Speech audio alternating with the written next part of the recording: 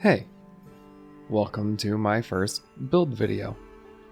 This is basically a build that I wanted to try to make the game easier for people who are struggling or just aren't able to really get it.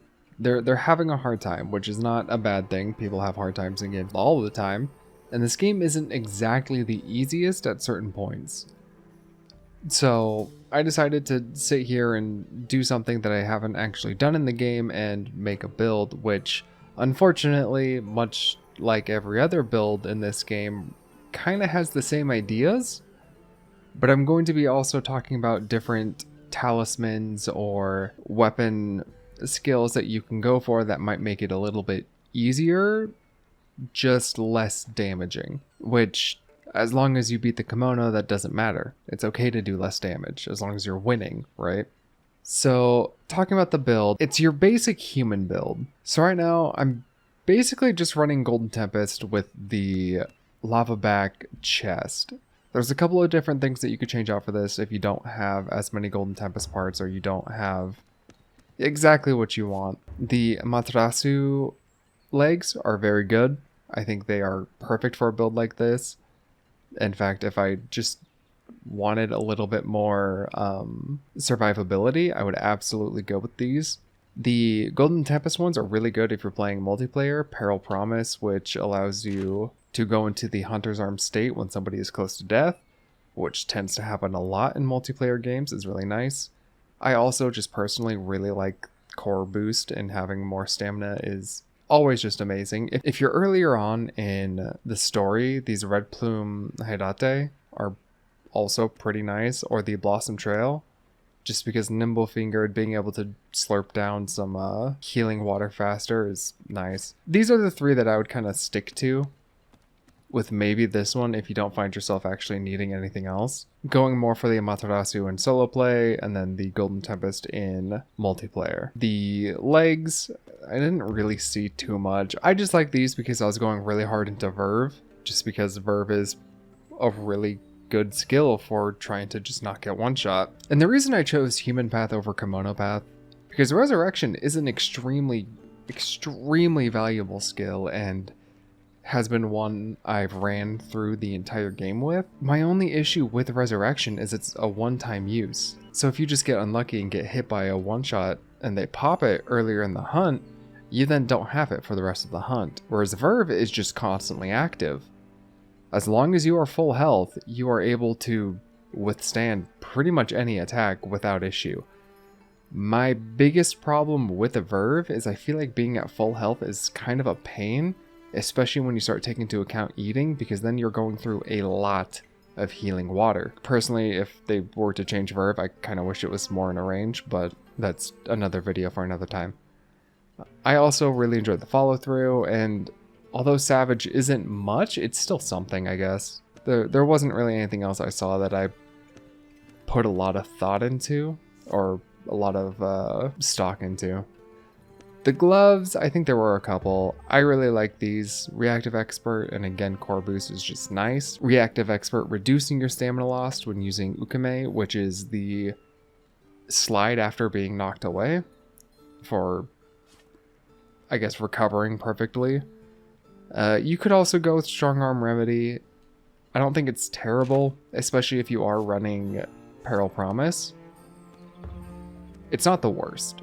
Other than that, nothing caught my eye, but I didn't actually look super hard.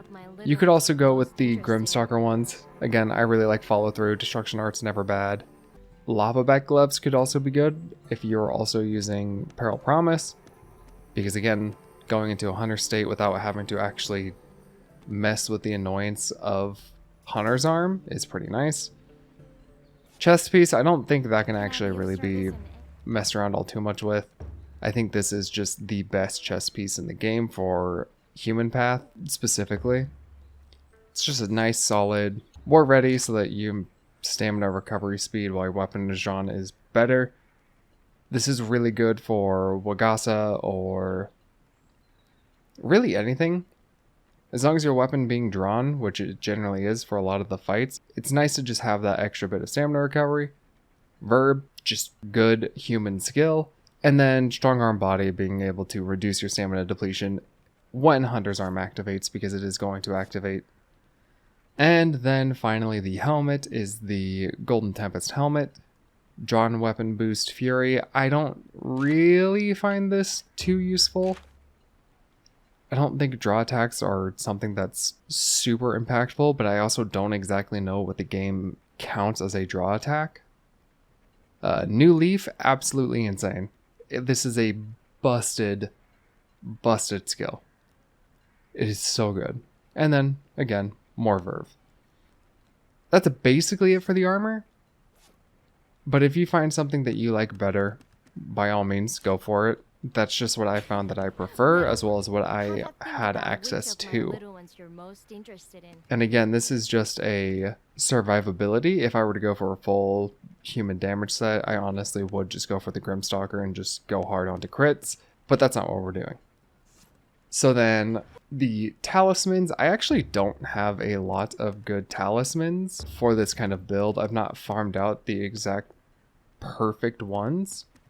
So currently I just have an Ironclad in Destiny, a health boost and a dodge boost, an extra 3% verve and boost, or wind boost, which I don't make use of, Blade Debar and Fusion Art Fury, and then a little bit of Destruction Art with Blaze Recovery. I'm sure I have others. This is just what I quickly found. Sidestepper I really like. Personally, I think the best would just be trying to go for as much verve as you can, which would be from farming out Golden Tempest. I just haven't done that. Honestly, I've not fought a ton of Golden Tempest. But to me, that seems like the best, or anything with Katakuri Remedy. Because your health pool is so large, any extra bit of healing you can get, especially if you're using Staff or Wagasa, is just icing on the cake, because then that is less healing water you're spamming through to try to get back to full health to activate Verve. Obviously, some other good ones. You could go for Hunter's Hunger if you find yourself being able to proc Hunter's Arm a lot. Health Boost is always a nice little just topping. And then Sidestepper is another one that I find that I just really enjoy having. Recovery Boost could be good too. I think that would help also if you don't want to go for Katakuri Remedy, or you don't find yourself using Katakuri attacks all too often. I don't actually know if Recovery Boost procs with skills like Remedy, or if it is just Healing Water, which is why I have them like separated, either Katakuri Remedy or Recovery Boost. But if they do, then that's the perfect mix, and you should just go for that, because you will always be at full health then. And then for weapons, honestly, just going your normal weapon build is fine. Obviously, you can't go the Desperation, but you can get Verve, a lot of Verve from different weapons. Destruction Art wouldn't be too bad. Any Katakuri thread boosts is also nice, because that's just more utility you're able to spam.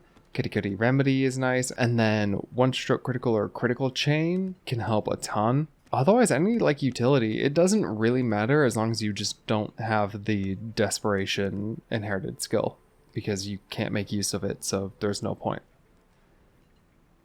But in terms of weapon, I didn't actually see anything that wasn't okay. Everything felt very decent, and it's kind of just up to you what you want. If you want to just have the most overpowered weapon for a human build, you could always look that up. Or if you just find something you want, like, honestly, this 10% Verve looks pretty nice. So I might redo this and grab that. I took this build into my first volatile Golden Tempest fight, and frankly, it wasn't that bad. My biggest issue with it was I was having a hard time actually keeping myself full health without running out of healing water. So I think taking a glider and using the Katakuri Fusion combination with the glider to get the healing mist would help alleviate the stress on your healing waters a lot. As well as actually bringing in Katakuri Coordination Remedy, because I don't have that on any of these. But overall, it ended up being fine. It wasn't the fastest kill I ever had, but it also didn't feel like a volatile. It felt like a normal Golden Tempest, which was surprising because I was expecting getting one shot by anything, and most of his attacks barely brought me down to half health. in terms of food, I guess I should probably actually talk about that. Any food really works. If you want just the biggest health bar in the game, going with 1 smoked dried inari fruit from the foxes in Akekure Canyon is really nice, and then you could combo that with another health boost and defense boost, or go for your more attack boosts, final blows, whatever you wanted to do, or you could just eat for pure attack boost and still be fine because you already have a massive health bar. So if I were to eat the inari fruit and then let's just go with the herb fish. You can see my health bar is actually just massive. And my stamina bar is also massive. And then that stamina recovery is so fast, I can just dodge roll for a long time and immediately go back to half and dodge roll some more. So yeah, I just found this build very nice. Is it a perfect build? Absolutely not. I have not done any refining, but these are just some thoughts I had to make the game easier for people who might be struggling or might want a little bit of help, but don't know exactly where to start for that. So anyway, I wish you all the best of luck in your next hunts, and I'll see you in the next video. Take it easy.